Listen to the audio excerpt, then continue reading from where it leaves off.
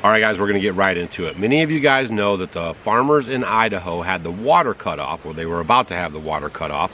They got the initial, warning in May that they weren't going to receive the water that they normally get every year so they could grow their crops. And they had already put their crops in, which would mean imminent failure. And imminent failure for a farmer, in case you don't understand this, means that they're going to be wiped out. Possibly could lose their whole farm, because farmers basically live check to check, if you will. They go and they get a big loan from the banks, they go plant their crops, they get insurance on their crops. When the crops come in, they take that to the market, and then they pay off their loans, and it's like this never-ending cycle. So if they get caught one time, or even two, definitely, with their pants down, so to speak, right, that could literally mean they could lose the family farm or the farm that they are on, because they cannot pay the note, and that farm is the collateral for the said loan. All right, so the farmers got the notice, hey man, we're not going to give you guys any water this year for your crops. And the whole public went crazy. This video went kind of crazy on the internet. Awareness kind of broke loose. Everyone started rallying. They started contacting the governor over there, Mr. Brad Little, and they were raising a big stink about it. So they stepped in at the midnight hour and they said this: basically, we're going to give you farmers the water for 2024, but for 2025, you're on your own. Okay, here's a statement by Governor Little. He says, stakeholders, and anytime you see the word stakeholders, equity, ESG, stuff like that, that's a red flag, right? Because that's all part of this new thing that they're ushering in, right? These carbon credits, ESG scores, all this kind of business that we are not liking and we're not accepting, but they're doing it anyway, okay? Stakeholders, including surface water users and groundwater users, have been working around the clock on a deal to avoid water curtailment for hundreds of eastern Idaho farmers this year, with negotiations nearing the finish line this week.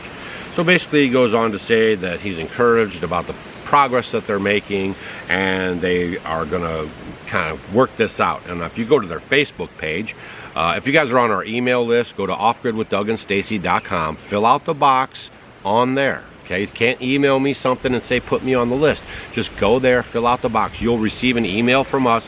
Hit the blue box, blah, blah, and that means you confirm, and that's just a security measure for us to make sure you're not like a scammer.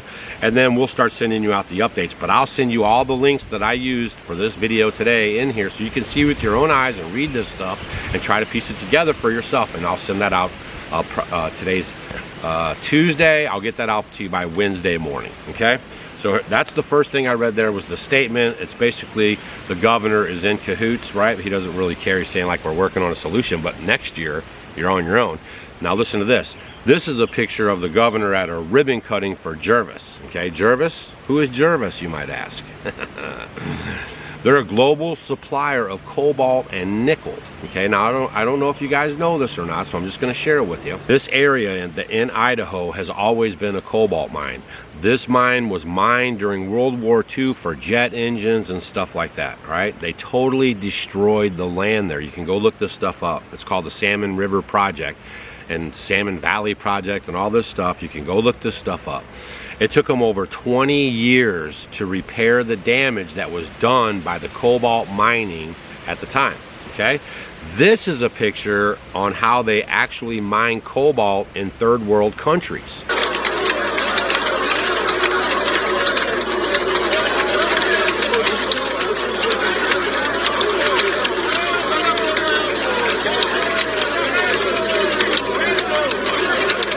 Now, cobalt also has some health ramifications that we'll get to in a second, but I just wanted you to start understanding where we're going with this, all right? Now, when they bought the mine in 2022, that had been laying dormant for a long time, because for 30 years no one cared about cobalt after the war and stuff. I mean, some people have computers and stuff, but the way they're pushing it now, it's going to take a lot more cobalt, a lot more lithium.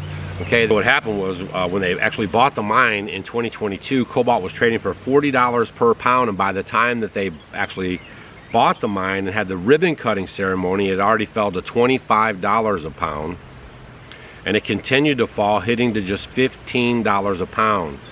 So Jervis would have been operating the mine at a loss for that price. So just after the ceremony, the mine was closed before it had even opened. and nearly 300 employees were laid off from their jobs. So they're basically out of business before they even start business in 2022. But guess what?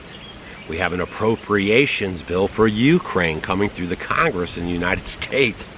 So what happened was they got it to sneak into that part of the DOD. You guys can go look this stuff up. Part of the Ukrainian aid bill, or whatever you want to call it. Jervis is to begin work funded by the U.S. Department of Defense to advance the cobalt supply chain security.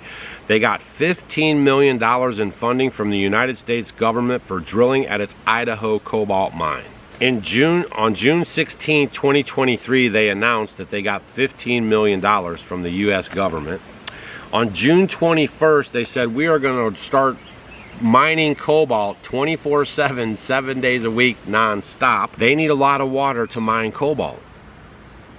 That's why they destroyed the land so bad the first time around. It's a very destructive process if you guys go look into it. Now over there in the third world countries, they're doing it by hands like you've seen. Over here where we're much more advanced, we use water and we spray it into the ground, and it is a big mess. You guys should go spend a few seconds looking at how this affects our lands. It's a river redemption story out there. It's Idaho's Panther Creek. This spectacular salmon river tributary is much in common with the better known Middle Fork and South Fork salmon rivers, but is decimated by a decade of cobalt and copper mining. Toxic runoff left the lower river lifeless and prevented salmon and steelhead from making it into the upper river for years. Lower Panther Creek was just a scenic shell of a once great stream. 20 years it took them to just get it back to where it was kind of viable, and now they're going to go at it again. So if you guys wanted to know, why the Idaho farmers were having their water shut off, you now have to just look at all the evidence. You have to look at the the governor, who really doesn't care about the people, it sounds like to me. He's very happy about his ribbon cutting ceremony. And basically this, if you go, I'll leave the, I told you guys I'll leave the, I'm going to send you all these links, but this Facebook page, Governor Little, this is the most pathetic, cowardly, and blanketed response from you yet. Grow a spine and start following the Idaho State Constitution. You have the ability to stop this atrocity, and the consequences of this curtailment will be devastating to all of our farmers. Here's another person wrote, all new building permits must be immediately stalled. If there's not enough water for our farmers, then there's definitely not water for new businesses and new housing developments in the area, which they continue to go up. I do not support water rights given to the cobalt mines over our farmers. I mean, it's on and on and on, where every single comment is against what they're doing, but they're going to go ahead, full steam ahead. With $15 million allocated through the Ukrainian budget that no one reads, they just pass. Okay. Here I also would like to mention on the way out before we get out of here that the company is keeping focus on its ESG score, environmental social governance policies, as it moves forward in Idaho. You can find a list of their corporate governance statement, policies, and standards here.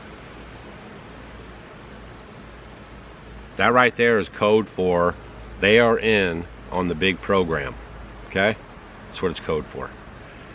That's all I got for you guys today. I just wanted you to try to follow the bouncing ball here on how Idaho got into this situation. As I mentioned in the live show last night, farmers all over the place are selling out. Okay, for the love of money is the root of all evil, and they are literally going after people and enticing them with money, and there's no moral compass. I said it. There's no moral compass. People don't even care. It's like this governor. He knows darn well what happened back in the day when they cobalt mined there before, and it stripped the land and killed the land. He knows it. And if we don't recognize history, then we're doomed to repeat it, right? And then, like always, follow the money. All right, hopefully this video helped you out. Maybe you'll share this video to help get the word out on exactly what's going on up there in Idaho. It's all about the water so they can run the cobalt mine, because the DOD spent $15 million on the project, and they want the cobalt out of there for the electric cars and for whatever the DOD has in store for the future, because they don't work on this stuff like day by day. Like, they're already thinking about the future. And if you start thinking about all this transhumanism and stuff like this that's going to be going on, they're going to need a lot of cobalt, they're going to need a lot of lithium, and a lot of minerals like that. So just keep your eye on this stuff, okay? It's pretty serious business. All right, Make sure you share this video with your friends so they can get an idea of what's really going on. And we'll see you guys on the next video. Stay vigilant out there. There's electric cars. There are countless valuable usages for cobalt. Any side effects of cobalt we should be aware of, considering we use it in everything? Cobalt exposure triggers impairment in cognitive and anxiety-like behaviors, brain oxidative stress, and inflammation. And do you know what's a necessary component of cobalt mining en masse? Guessed it, water. Lots of water.